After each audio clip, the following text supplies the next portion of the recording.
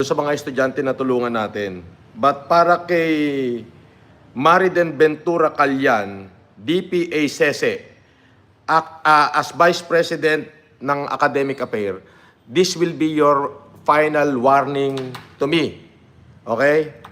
So dito kasi, meron kang nilabas dito, Miss Ventura. Kung makikita mo, basahin natin yung sulat na nilabas mo, Miss Ventura.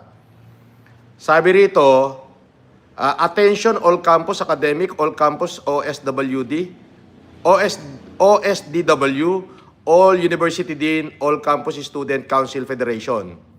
Prohibition in engaging to scam and fraudulent activities. Sabi nito, an information has reached my office regarding the alleged engagement of some student of Cagayan State University to online scam and fraudulent activity of certain Norman Mangusin or Francis Leo Marcos. Our university, etc. Di ko na ito tatapusin. Simple lang.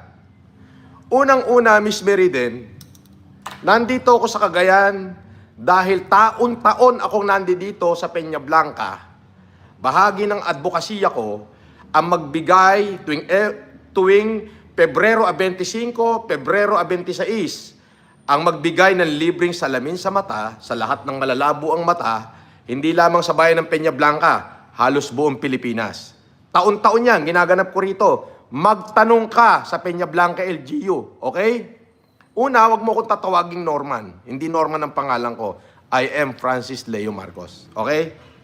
Now, habang nandito ako namamalagi sa Cagayan, bahagi ng aking vlog na kung sino man ang unang dumating habang nagla-live ako, binibigyan ko ng 5,000 piso.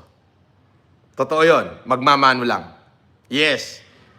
Maraming estudyante, hindi lamang CSU. May mga taga North Luzon State University, meron kung saan-saan galing.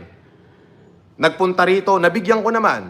Nagkataon na 2 estudyante sa magkaibang araw ang nabigyan ko dyan na nag-aaral sa Cagayan State University. Now, marami kong basher. Yung mga basher ko, binash kayo, binlag kayo. Ngunit magtatanong ako, nasaan doon ang scam? At ipaliwanag nyo paano naging scam, Miss Meriden o Mrs. Meriden Ventura. Ngayon, naglabas ka ng statement, parang inaakusahan mo ako na ako ay scammer. Bibigyan kita ng 24 oras para mag-public apology. This is my last and final warning. Otherwise, gagamitin ko lahat ng kapangyarihang meron ako, pasisibak kita sa trabaho, kakasuhan ko pa yung Cagayan State University. Patunayan mo na may fraud. Kapag hindi mo napatunayan, kakasuhan kita. Lahat ng pwede kong gagawin ko. Lahat ng kapangyarihang meron ako, gagawin ko na. Ipasisibak kita sa trabaho, patatanggal kita sa DepEd, kakasuhan kita sa Maynila, at kakasuhan ko pa yung Cagayan State University. Bakit kanila pinayagan na maglabas ng ganyang statement? Ipakalat nyo to, kino-call out kita. Nasaan ang fraudulent? Nagpapaniwala ka doon sa basher ko na po Genius Vlog. Puta, lahat yun may kaso na sa akin. Warning mo yan. This is my warning. Mrs. or Miss Mariden Ventura. I'll give you 24 hours para mag-public apology. Hindi kita makontak. Tawag ako ng tawag sa telepono mo. Hindi ko kayo makontak. Patunayan yung may fraudulent. Pag wala, yan na yung simula ng wakas mo. Sisiguraduhin ko sa'yo, patatanggalan kita ng lisensya, pasisibak kita sa trabaho, at higit sa lahat, didimanda namin yung Cagayan State University.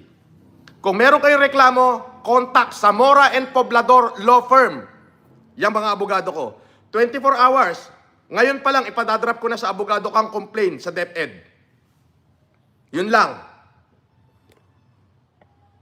Ipakalat nyo to, paratingin nyo sa kanya.